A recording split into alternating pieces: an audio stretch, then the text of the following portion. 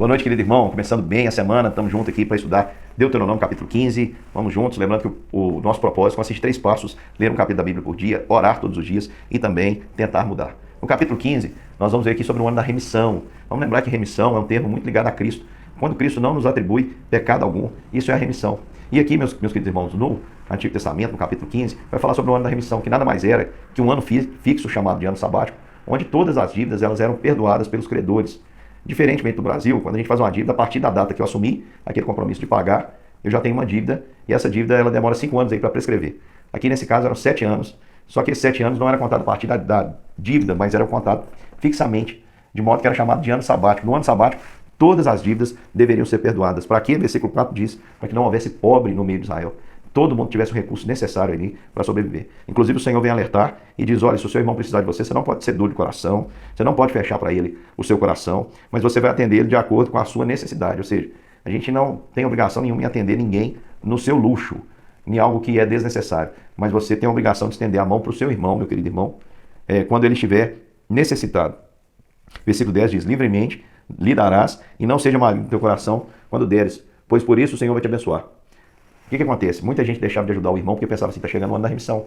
Eu ajudo ele agora, chega lá, eu vou ter que perdoar, abrir mão. Queridos, o texto aqui fala sobre a gente suprir as necessidades. Então a gente precisa fazer uma avaliação clara. Descobrimos alguém que está diante de nós que tem necessidade, meu irmão. Nós precisamos agir e suprir a necessidade dessa pessoa.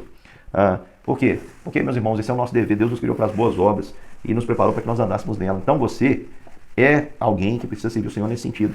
Por isso, todos os dias você encontra alguém em necessidade de algo. Ajude na medida da sua força e do seu amor pelo Senhor. Faça pelo próximo que você gostaria de ser feito por você mesmo. Eu sei que não é fácil, às vezes nós vamos precisar ter um gasto alto se nós quisermos aí, de fato, suprir a necessidade de quem está diante de nós, mas eu digo para você, meu irmão, vale a pena e o Senhor há de sustentar você. Aqui também diz que a gente deve ter um carinho todo especial por aqueles que são nossos irmãos. Então, se você vê um irmão numa situação de escravidão, você tem que correr para livrá-lo. Aqui diz, olha, quando um dos teus irmãos, hebreus ou hebreias, for vendido, 6 anos servir-te-ás, mas ao 7º o despedirás a forro. Naquela época era comum uma pessoa endividada oferecer a si mesmo como escravo para poder trabalhar em troca aí da sua subsistência e em troca aí da sua dívida também. Então, olha só, depois, olha o caráter daquela época do serviço. Então, se fosse um irmão meu, um hebreu, ficou me devendo, mas quer honrar, quer prestar serviço, quer ser meu servo, eu permitiria que isso acontecesse, e ele me serviria durante 6 anos. E depois, no 7º ano, eu poderia liberá-lo. No entanto, olha só, quando ele fosse despedido, ele receberia ali frutos daquilo que ele ajudou a produzir. Se ele, porém, disser que não quer ir embora, ele aprendeu a amar, a servir o seu Senhor, a orelha dele seria furada e ele ficaria ali como escravo para sempre. E por fim, queridos, então a gente já viu a nossa relação com... nós já vimos aqui no capítulo 15, para a gente lembrar. Vimos agora a relação com o nosso irmão, que aqui está falando de hebreu para com hebreu. Vimos a nossa relação com o pobre, ou seja, o indivíduo precisa de nós temos a capacidade de suprir a necessidade dele. Não estou falando nada de dar dinheiro, eu estou dizendo aqui porque o nosso irmão precisa do suprimento básico para viver, então nós precisamos lidar também nesse sentido. E falamos também do ano da remissão, que aponta para Cristo, que é a remissão, derramou sangue remidor no nosso lugar. Nós não devemos mais nada porque Cristo pagou o preço.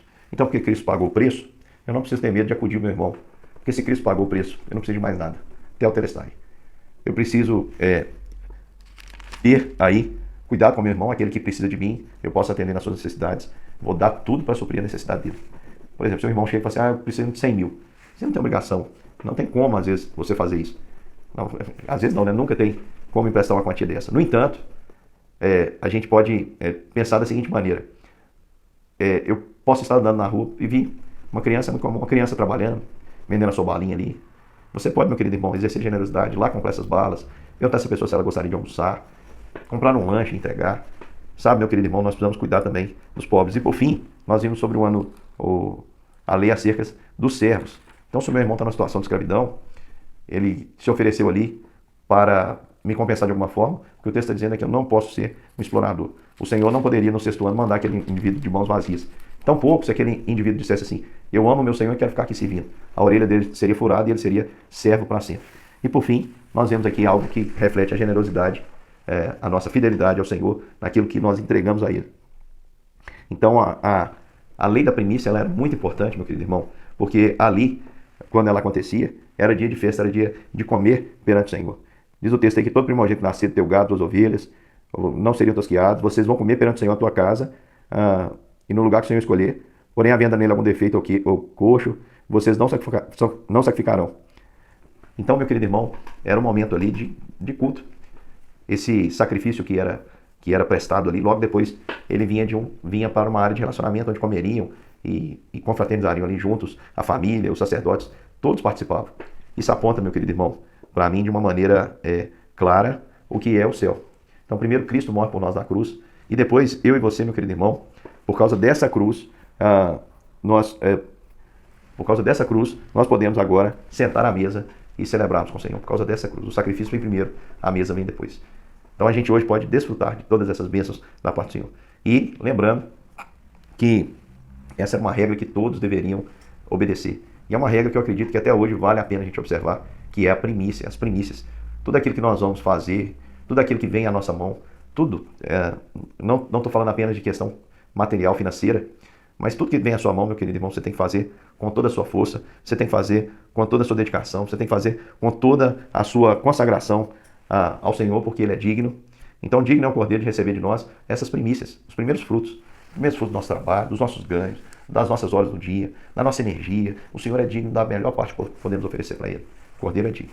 Então, rapidinho, irmãos, aplique essa palavra no seu coração. Lembre que em Cristo nós já recebemos a remissão.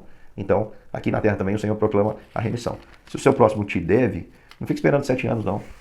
Veja realmente o quanto isso vai te fazer falta, meu querido irmão. Se há como ainda conversar com ele, converse para que ele te pague, te restitua. Caso contrário, não vale a pena você se desgastar. Escolha perdoá-lo no seu coração. Lembre-se dos pobres, alimente, sustente, cuide. Se precisar de você, não fica pensando se você vai receber ou não. Se você tem um recurso ali e aquele recurso não é essencial, você pode socorrer seu irmão, socorra-o.